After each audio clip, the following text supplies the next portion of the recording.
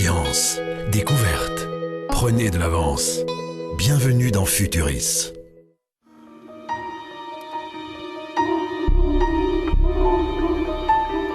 « 15 mètres sous l'eau, quel meilleur endroit pour réfléchir au futur de nos océans ?»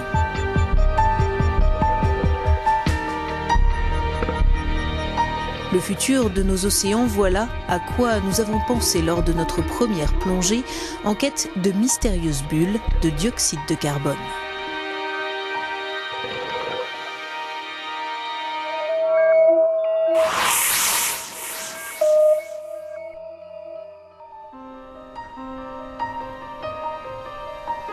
Tout a commencé au nord de la Sicile, dans une île étrange empreinte de mythologie et de mystère. Nous nous sommes levés très tôt ce matin-là. Et très vite, nous nous sommes mis à la recherche de petits volcans sous-marins.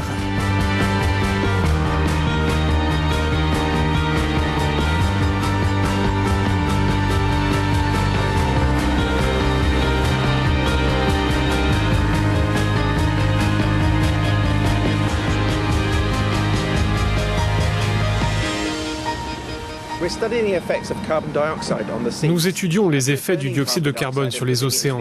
Alors que nous relâchons du CO2 dans l'atmosphère, une partie de ce CO2 est absorbée par les océans.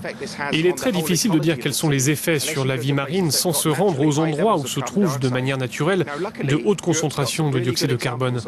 De nombreux volcans sous-marins rejettent du CO2 dans les eaux européennes et modifient l'acidité de l'eau. Le CO2 affecte des écosystèmes entiers. C'est pourquoi nous effectuons des plongées dans ces zones.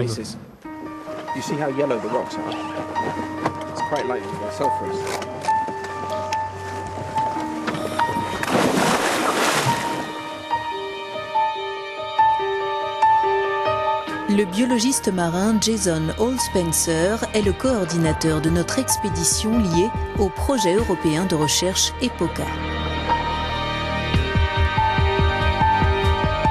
Fasciné par la biologie marine, Jason Hall Spencer a pris le temps de partager avec nous son expérience. Si vous demandez à une personne qui a longtemps sillonné la mer, ou si vous regardez de vieilles photos, ce que l'on considère comme une grande prise aujourd'hui reste en fait très petite. Les gros poissons ont été pêchés encore et encore, et il n'y a plus de gros poissons.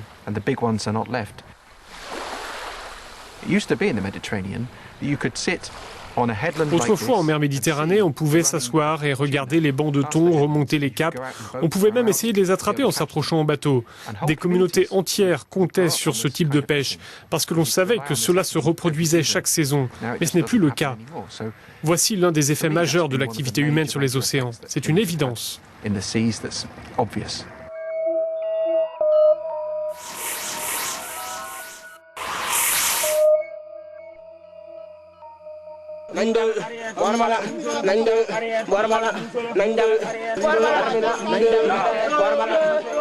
Le long des côtes du Sénégal, les méthodes de pêche ont changé au fil des décennies, mais pas les champs que les pêcheurs entonnent pour se donner du courage. Ici, on cherche la sardinelle plate ou la sardinelle ronde, deux sortes de harengs qui vivent dans ces eaux. Aujourd'hui, la pêche n'a pas été bonne. Une fois encore, il y avait peu de poissons et ils étaient trop petits.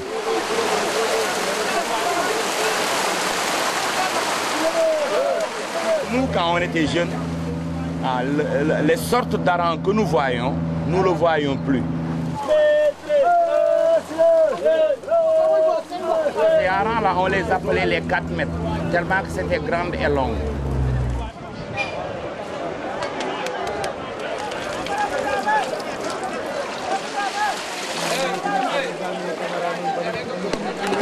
La surpêche, celle des pêcheurs locaux et des gros bateaux industriels, met la sardinelle et des dizaines d'espèces en péril le long des côtes sénégalaises. Et ces scientifiques veulent savoir pourquoi et surtout comment y remédier. Chaque jour, ils viennent dans ce port pour vérifier quelles espèces ont été pêchées et dans quelles conditions.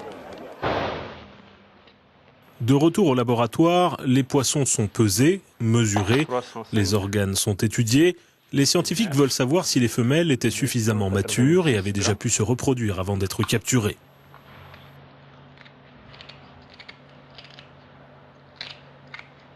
déet bi defaruma ko pour jox leen ko de c'est quel numéro ça 7, c'est là. Voilà. C'est en mesurant certaines parties osseuses de la tête que l'on peut estimer l'âge d'un poisson. Et les résultats inquiètent les scientifiques.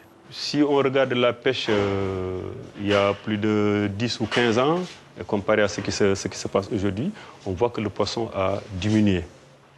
On voit que généralement, les tailles que l'on prend sont des tailles beaucoup plus petites. C'est pour dire donc qu'il y a lieu de revoir les efforts de pêche.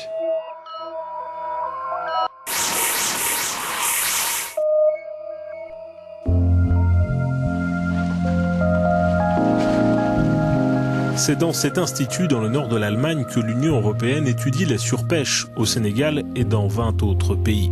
Le projet de recherche Incofish est coordonné par le scientifique Rainer Freuse.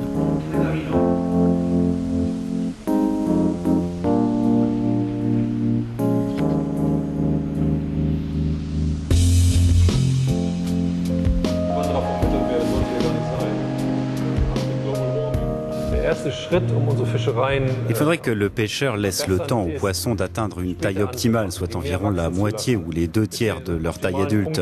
Si on les attrape à ce moment-là, le pêcheur aura un meilleur rendement pour moins d'efforts. Cette pêche responsable diminuera l'impact sur la population piscicole. Nous avons publié une étude qui montre que les populations en mer pourraient être 7 fois plus importantes si on pêchait des poissons de taille raisonnable. Et le pêcheur en tirerait en plus le même rendement économique.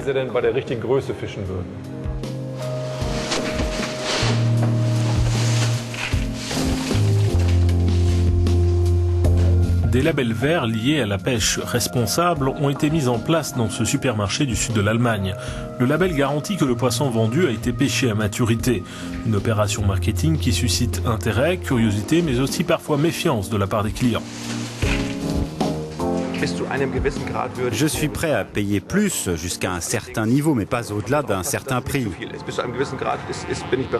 Le poisson coûte déjà cher car il se fait rare. Donc, il faut garder une certaine proportion. Pour moi, le prix n'est pas vraiment un problème, qu'il soit plus ou moins cher. Ce qui compte vraiment à mes yeux, c'est la bonne qualité et la fraîcheur du poisson. Se è fresco, per me questo qua che conta, quello che conta è questo qua, deve essere fresco.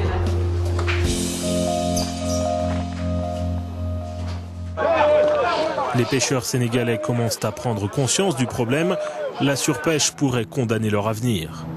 Tuer le petit poisson n'est pas mieux. Alors quand on attrape ces petits poissons-là, ça veut dire qu'on n'a absolument rien.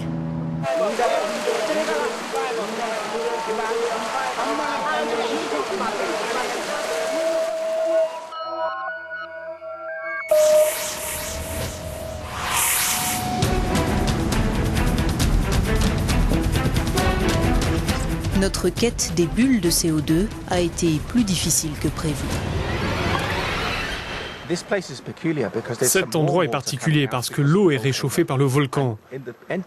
À l'entrée de certains groupes, il y a des bulles de dioxyde de carbone qui remontent à la surface. Les océans sont d'excellents tampons pour les effets du CO2. Quelques bulles ne provoquent pas une grande différence dans une zone donnée. Il faut beaucoup plus de CO2 pour ça.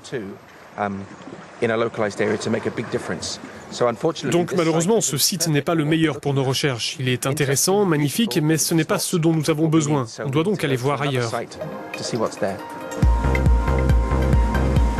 Jason Hall-Spencer en profite pour nous en dire plus sur les coraux. Les coraux des profondeurs marines sont particulièrement sensibles à l'impact humain parce qu'ils vivent et évoluent dans des environnements très stables. Si les humains changent ces conditions de manière radicale, alors ils mettent en danger ces récifs. Par exemple, si vous pêchez dans ces barrières avec des équipements lourds, comme ceux qui draguent les fonds marins, ils agissent comme des bulldozers. Avec un seul chalut, en 1 heure, vous pouvez détruire des habitats qui ont des milliers d'années.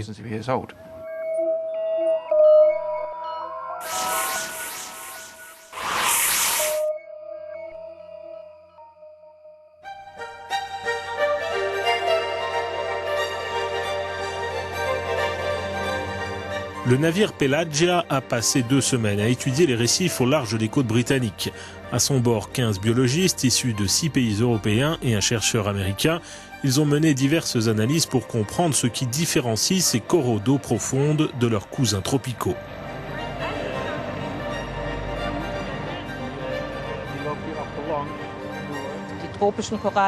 Les coraux tropicaux ont des algues dans leur tissu et ces algues font de la photosynthèse, c'est-à-dire qu'elles utilisent la lumière pour fabriquer de l'énergie et donner des matières nutritives au corail.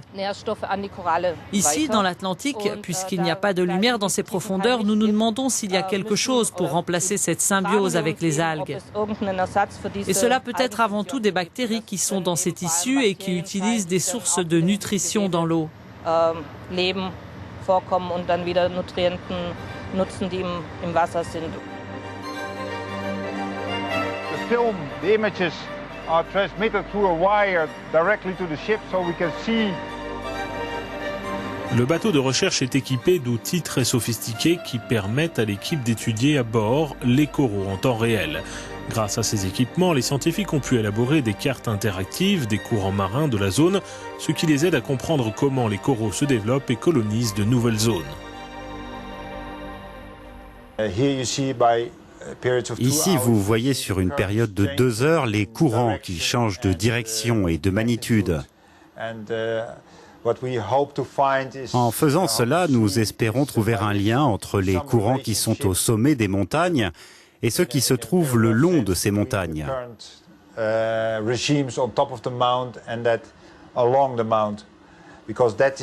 peut déterminer la manière dont la nourriture est apportée vers les coraux.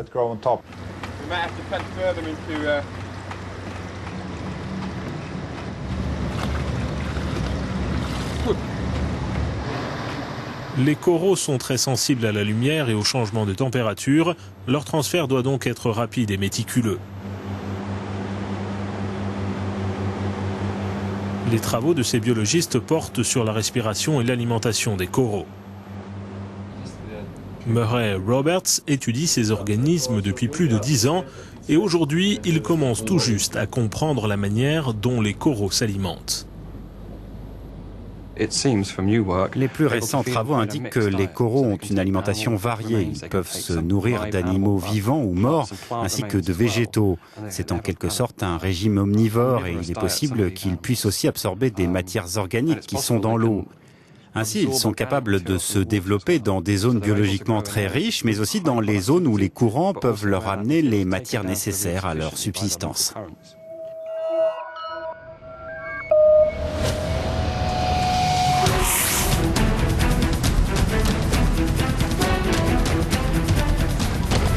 The skipper can probably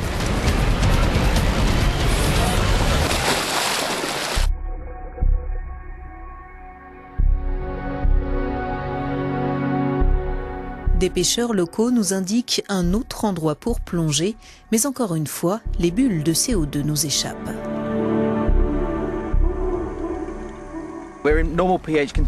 Les niveaux d'acidité sont normaux ici. Il n'y a pas de forte émission de CO2. On peut voir des algues calcaires, des oursins, des patelles, des moules et de nombreux autres organismes que vous vous attendez à trouver dans des endroits moins pollués de la Méditerranée.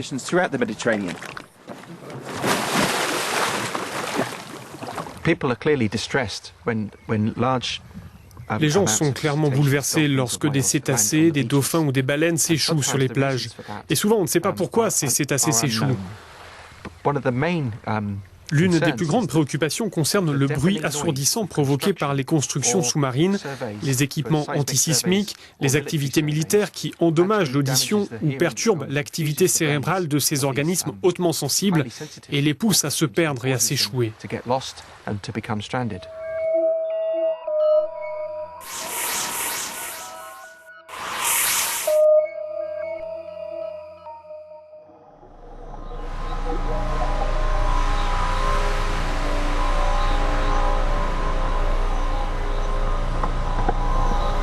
Les espèces qui évoluent à l'aquarium de Barcelone sont protégées par d'épaisses vitres.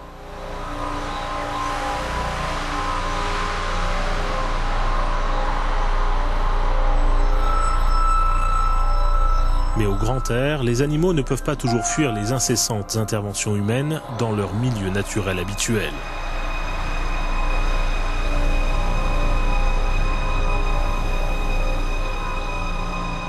Ce qu'il faut comprendre, c'est que certains de ces organismes marins qui vivent dans ce milieu depuis des millions d'années se sont adaptés justement à ce milieu grâce à l'information qu'ils reçoivent de ces sons. En particulier, nous parlons des mammifères marins, des cétacés, des baleines, des dauphins, qui utilisent le son pour toutes leurs activités. Si une source sonore vient contaminer, vient empêcher la bonne réception de cette information, cela met en péril toute leur vie.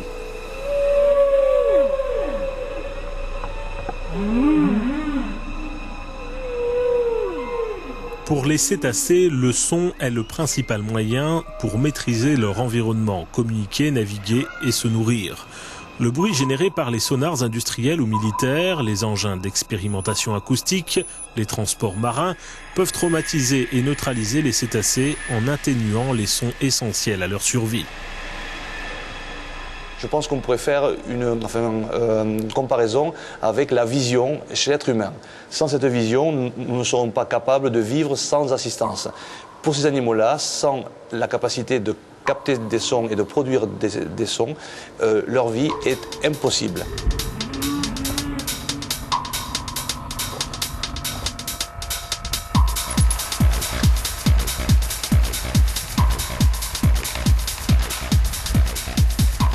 Les scientifiques du projet européen de recherche LIDO utilisent des hydrophones géants pour étudier les effets négatifs de la pollution sonore. Toutes les données sont envoyées directement vers le littoral.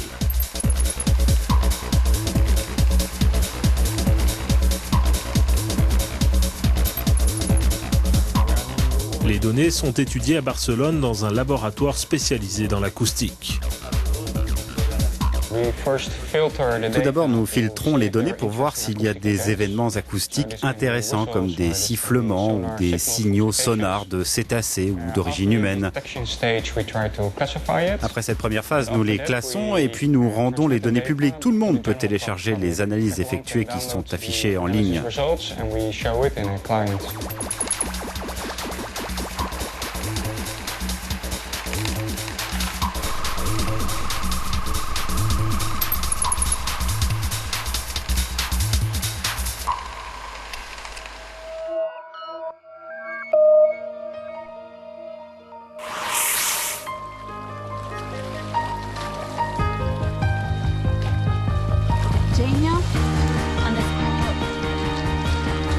Alors que nous poursuivons notre recherche des bulles de CO2, nos collègues mesurent l'acidification des eaux et la biodiversité marine le long des côtes.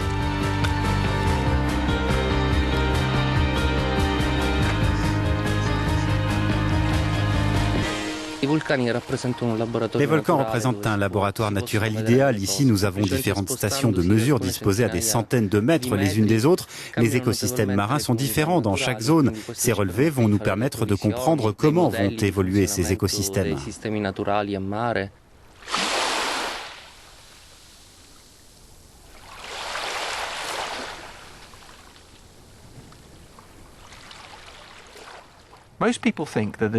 La plupart des gens pensent que les profondeurs des océans ne sont pas intéressantes, qu'il ne s'agit que des milliers de kilomètres de boue. En fait, les profondeurs sont ponctuées par l'activité géologique. Donc la biologie de ces fonds marins est plutôt intéressante à étudier. Si vous regardez ces eaux peu profondes, beaucoup de personnes les ont étudiées, surveillées. On connaît beaucoup de choses à leur propos. Mais plus on s'enfonce, moins on connaît et plus il y a de surprises. On estime qu'il y a environ 50 000 volcans sous-marins dans les océans. Certains volcans font plus d'1 kilomètre de hauteur et n'ont jamais été étudiés.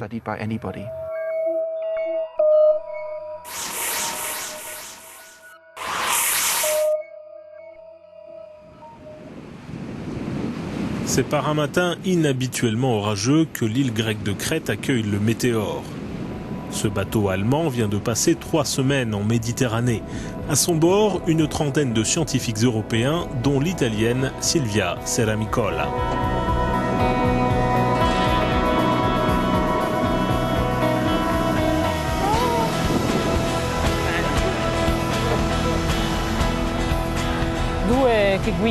Ce robot, capable d'évoluer à 4000 mètres de profondeur, est le meilleur ami de Silvia, à bord du bateau.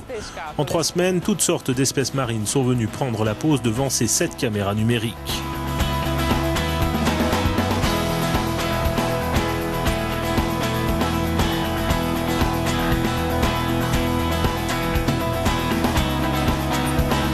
Pour Silvia, les images les plus précieuses sont celles-ci. Des fonds marins désertiques à quelques 1700 mètres de profondeur, les pentes d'un volcan de boue. À l'inverse de leurs cousins magmatiques chauds, les volcans de boue se forment essentiellement par des rejets de gaz froid mêlés à des fluides et sédiments du manteau terrestre. Les scientifiques européens commencent depuis peu à comprendre le phénomène grâce au sonar, images, sédiments et roches sédimentaires ramenées des fonds marins. Nos volcans sont situés sur un bassin sous-marin. Le sol rocheux de ce bassin est recouvert de plusieurs kilomètres de sédiments. Si nous parvenons à comprendre à quelle profondeur cette roche reposait avant d'être rejetée par le volcan, alors nous pourrons comprendre à quelle profondeur ce volcan prend ses racines. C'est quelque chose de très important pour nous. Il est également important de savoir si ces rejets de matériaux sédimentaires ont été cycliques ou s'il n'y en a eu qu'un, régulièrement.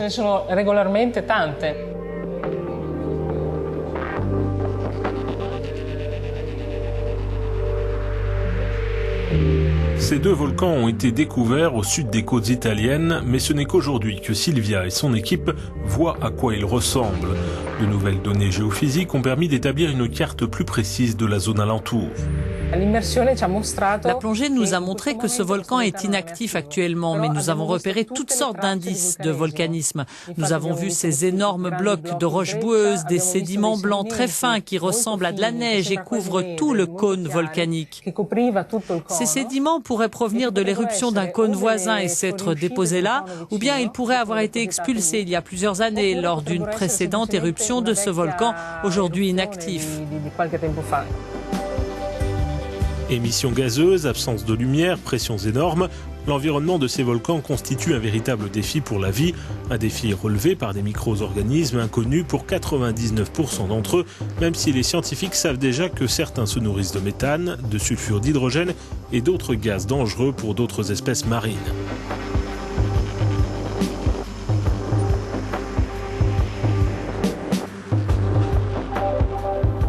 Il joue un rôle crucial pour l'écosystème marin, explique cette microbiologiste allemande.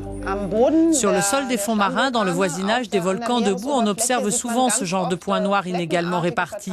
En général, il y a ces tapis blancs autour des taches noires. Ce que vous voyez ici en blanc, ce sont des bactéries oxydantes, des colonies de bactéries qui, après avoir absorbé les gaz, comme le sulfure d'hydrogène, grossissent tellement qu'elles en deviennent visibles à l'œil nu. Elles sont en fait très efficaces pour consommer le sulfure d'hydrogène. Elles empêchent ce gaz de se répandre dans les eaux des mers et des océans.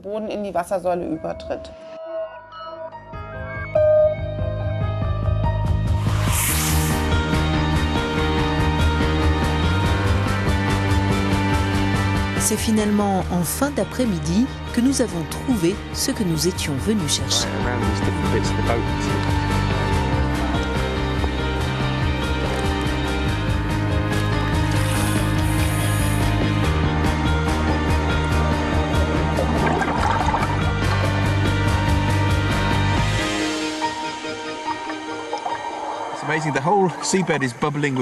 C'est étonnant, le fond marin bouillonne. C'est le dioxyde de carbone qui s'échappe. On dirait des bulles de champagne, là, sous nos yeux. C'est très beau, en fait. Mais il faut vraiment regarder de près pour comprendre ce qui s'y passe. On aperçoit qu'il n'y a aucune vie calcifiée, ça n'existe pas ici. Et même certains organismes qui ont normalement des coquilles vivent ici sans leurs coquilles. C'est un exemple fascinant de ce qui se produit quand on met beaucoup de dioxyde de carbone dans l'océan. Les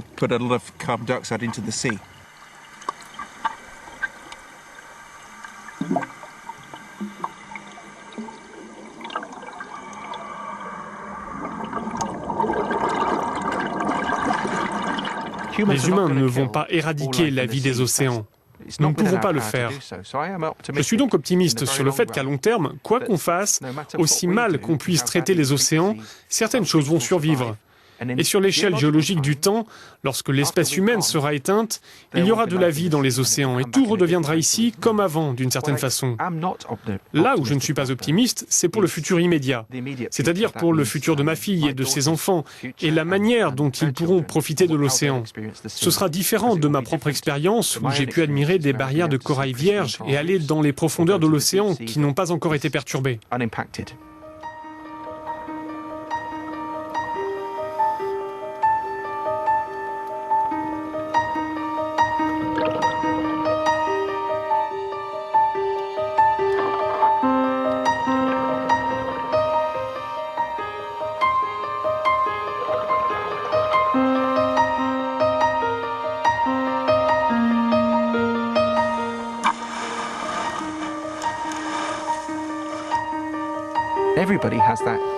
Tout le monde a pu expérimenter cet amour inné que l'on ressent lorsqu'on observe une piscine naturelle. Difficile d'empêcher les enfants de s'amuser quand ils partent à la pêche au crabe. Et c'est ce qui me donne le plus d'espoir, cette relation que l'on peut avoir avec l'océan et ce qui vit dedans.